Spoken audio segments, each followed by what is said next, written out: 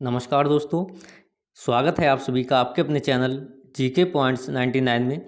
दोस्तों, आज की क्लास में हम बहुत ही महत्वपूर्ण टॉपिक्स का अध्ययन करेंगे जो आपके अंतर्राष्ट्रीय सीमा रेखाओं से संबंधित होगा। इसके अंतर्गत हम जानेंगे कि कौन सी सीमा रेखा जो है किन देशों के मध्य स्थित है और किन देशों को अलग करती है।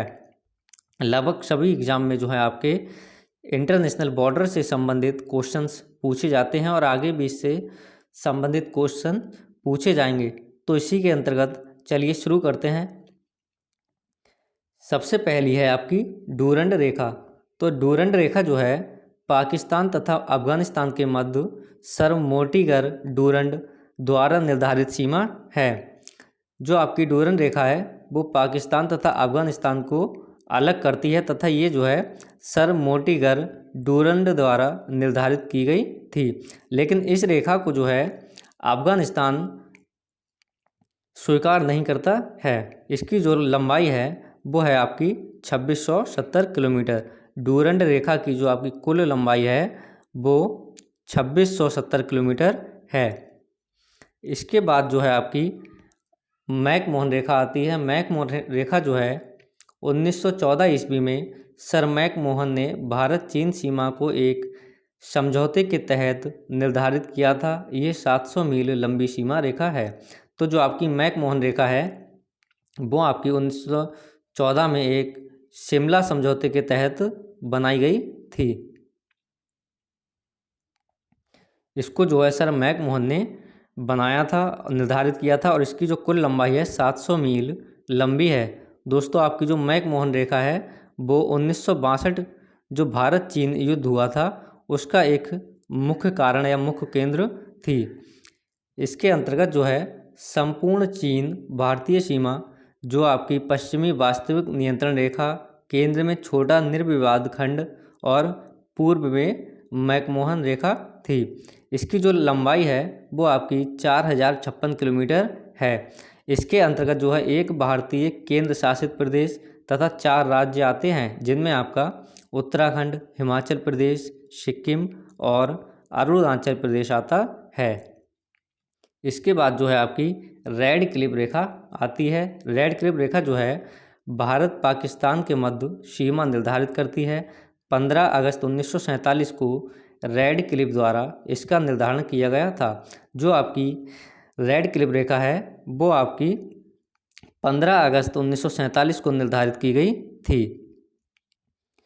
17 अगस्त 1947 को जो है भारत विभाजन के बाद भारत और पाकिस्तान के मध्य ये सीमा बन गई और जो भारत के 3 राज्य और 2 केंद्र शासित प्रदेश जिसमें आपका जम्मू कश्मीर और लद्दाख से सीमा बनाती है, सर सिरिल रेड क्लिफ की अध्यक्षता में सीमा आयोग द्वारा इस रेखा का निर्धारित किया गया था।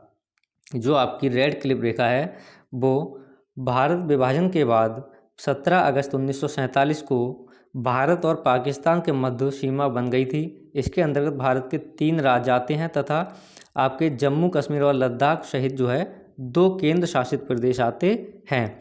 इसके अलावा जो आपकी रेड क्लिफ रेखा है वो भारत पाकिस्तान के साथ जो है बांग्लादेश की सीमा भी तय करती है। लॉर्ड माउंटबेटन ने 1947 में सिरिल रेड क्लिफ को भारत और पाक बंटवारे की जिम्मेदारी दी थी। रेड क्लिफ ने जो है 17 अगस्त 1947 को विभाजन रेखा सार्वजनिक की और यही रेखा जो है आपकी रेड क्लिफ लाइन या रेड क्लिफ रेखा कहलाती है। इसके बाद जो है आपकी हिंडनबर्ग रेखा आती है जो प्रथम विश्व युद्ध के समय तय यह जर्मनी और पोलैंड के मध्य सीमा निर्धारित करती है। प्रथम विश्व युद्ध के समय जर्मनी की सेना इसी रेखा से जो है लौटी थी या लौट गई थी।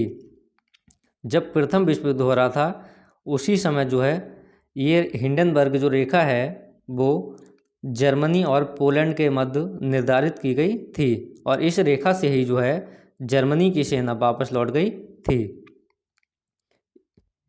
इनके बाद जो हमारी रेखाएं आती हैं उनमें मैन रहीम रेखा, ये रेखा जो है सोवियत रूस और फिनलैंड के बीच की सीमा रेखा है। सोवियत रूस और फिनलैंड को जो है मैनरहीम रेखा अलग करती है। उसके बाद मैगीनाट रेखा, मैगीनाट रेखा जो है फ्रांस द्वारा जर्मनी और फ्रांस के बीच खींची गई सीमा रेखा है। जो आपकी मैगीनाट रेखा है वो फ्रांस द्वारा खींची गई सीमा रेखा है और ये जो है जर्मनी और फ्रांस को अलग करती है। इसके बाद आती है हमारी 17वीं समांतर रेखा। जो 17वीं समांतर रेखा है वो आपके उत्तरी और दक्षिणी वियतनाम की सीमा रेखा है। वो आपके उत्तरी और दक्षिणी वियतनाम को अलग करती है। इसके बाद जो है 24वीं जो समांतर रेखा है वो कच्छ के पास, जिसे पाकिस्तान भारत पाक की सीमा भी रेखा माना जाता है, और लेकिन जो है भारत इसे स्वीकार नहीं करता है। जो हमारी 24वीं समांतर रेखा है इसको भारत पाक की सीमा रेखा भी माना जाता है, लेकिन भारत जो है इसे स्वीकार नहीं करता है।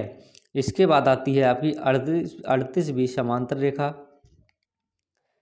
38वीं समांतर रेखा जो है उत्तर और दक्षिण कोरिया के मध्य की सीमा रेखा है। इसके अंतर्गत उत्तर और दक्षिण कोरिया के मध्य एक बॉर्डर बनता है। इसके बाद आती है हमारी 49वीं समांतर रेखा, जो हमारी 49 समांतर रेखा है। तो ये समानांतर रेखा संयुक्त राष्ट्र अमेरिका और कनाडा की सीमा रेखा है।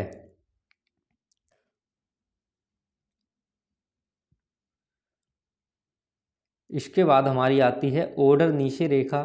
तो जो आपकी ओडर नीशे रेखा है वो पूर्वी जर्मनी और पोलैंड के मध्य सीमा रेखा है। जो आपकी ओडर नीशे सीमा रेखा है वो पूर्वी जर्मनी और पोलैंड को अलग करती है। इसके बाद जो इम्पोर्टेंट एक सीमा रेखा है वो है आपकी सिगफ्राइड सीमा रेखा। ये सीमा रेखा जो है द्वितीय विश्व युद्ध के पूर्व फ्रांस और जर्मनी की सीमा पर दीवारों, मीनारों और सैनिक चौकियों से घिरी प्रतिरक्षा थी, जो जर्मनी द्वारा निर्धारित की गई थी।